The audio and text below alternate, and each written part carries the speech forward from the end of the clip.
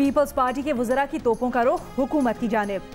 JIT report पेश करने पर सूबाई वज़ीर तालीम सईद गनी की वफाकी वज़ीर अली ज़ैदी पर तनकीद। कहा हुकूमती वज़रा एक दूसरे की टांगे खींच रहे हैं, मसाइल से तवज्जो हटा रहे हैं।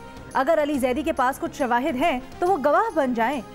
इस वक्त PIA पर कई ममालिक ने पाबंदी लगा दी है। वज़ीर आज़म कहते हैं हम माफियाज के खिलाफ हैं, लेकिन जहांगीर तरीन को बाहर भेज दिया। कोरोना के टेस्ट कम करके ये नाअहल हुकूमत दुनिया को धोखा दे रही है।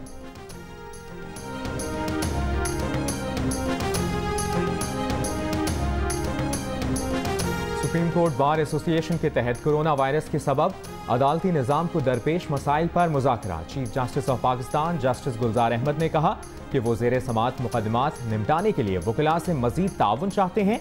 बेंच और बार एक ही हैं, दोनों का ताल्लुक हमेशा कायम रहेगा।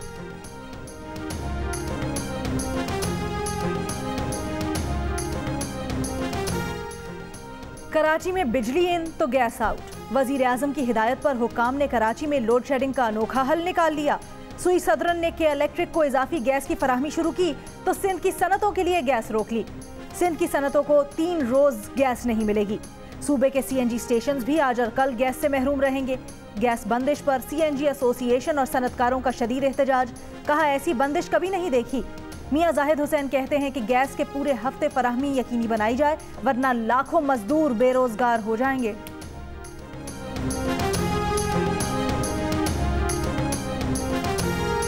कराची में गैर एलानी लोड शेडिंग पर नेपरा की खुली कचहरी। चेयरमैन नेपरा के इलेक्ट्रिक पर बरहम। सार्फिन के सवालों के जवाब देने के लिए CEO के बजाय CFO वीडियो लिंक पर मौजूद। चेयरमैन नेपरा ने कहा कि CEO इस अदालत से उठकर नहीं जा सकते।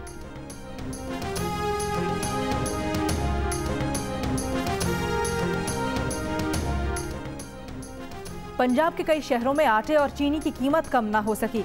पेशावर में आटा महंगा हुआ तो रोटी भी 15 रुपए की हो गई। तंदूर मालिकान कहते हैं 110 ग्राम रोटी 10 रुपए में फरोख्त करने से नुकसान हो रहा था।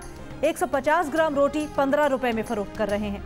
मुल्तान में 20 किलो फरोख्त होने वाला टमाटर 150 रुपए का हो गया।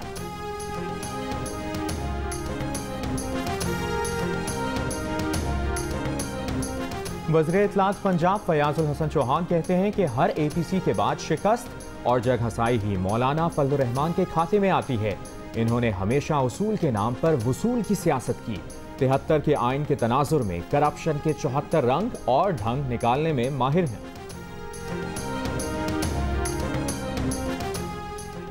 पंजाब के 7 शहरों के मुख्तलिफ इलाकों में आज से स्मार्ट लॉकडाउन नाफिज।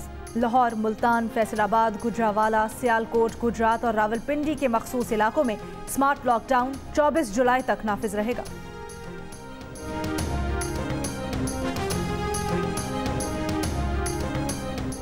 बच्ची के अगवा में मुआवनत के केस में सेनेटर सरफराज बुगटी के वारंट गिरफ्तारी जारी।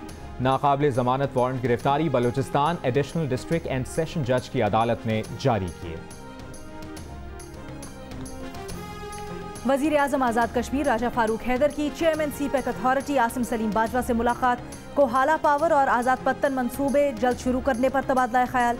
आसिम सलीम बाजवा ने कहा कि मंसूबों से $4 अरब की सरमायाकारी की राह हमवार हुई है। तवानाई के मंसूबे 1800 मेगावाट बिजली पैदा करेंगे। इन मंसूबों से रोजगार के 8000 मौके मिलेंगे। आलमी बैंक ने खबरदार किया है कि कोरोना की वबा के बाइस पाकिस्तान में सयाहती शोबे से वाबस्ता तकरीबन 8,80,000 अफराद के बेरोजगार होने का खदशा है। आलमी बैंक के मुताबिक वबा के बाइस पाकिस्तान के सयाहती शोबे को $3 अरब 64 करोड़ से जायद का नुकसान बर्दाश्त करना पड़ सकता है, जबकि सूबा खैबर पख्तूनख्वा को तकरीबन $1 से $2 करोड़ नुकसान का सामना हो सकता है।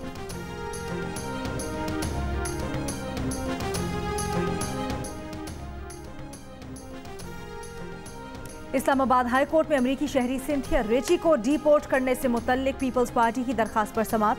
अदालत ने रिमार्क्स दिए कि वजारत दाखिला कानून को मद्देनजर रखकर दरखास्त का फैसला करे। सिंथिया डी रिची ने कहा कि पाकिस्तान की अदालतों पर पूरा भरोसा है।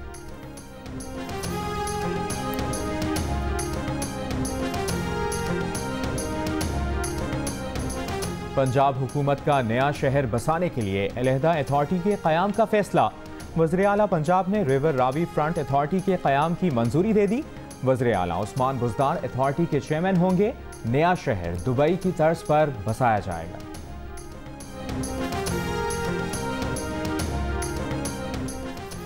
Mir Shakilur Rahman plot allotment case में नाकिस तफ्तीश का इल्जाम। बीवी बच्चों की गिरफ्तारी की इस्तदा पर लाहौर हाई कोर्ट ने चेयरमैन नैब और दीगर से 2 हफ्ते में जवाब तलब कर लिया। 1986 में एडिटर इन चीफ जंग जियो के बच्चों की उम्रें 1 से 8 बरस के दरमियान थी।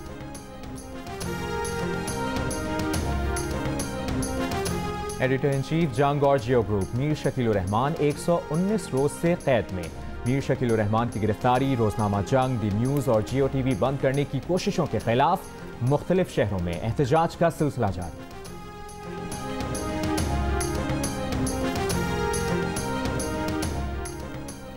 और खानेवाल की तहसील मियां चन्नू से ताल्लुक रखने वाले सैफ गेम्स के गोल्ड मेडलिस्ट ने अपने ही गांव के खेतों में नौजवानों को ट्रेनिंग देने के लिए एकेडमी बना ली।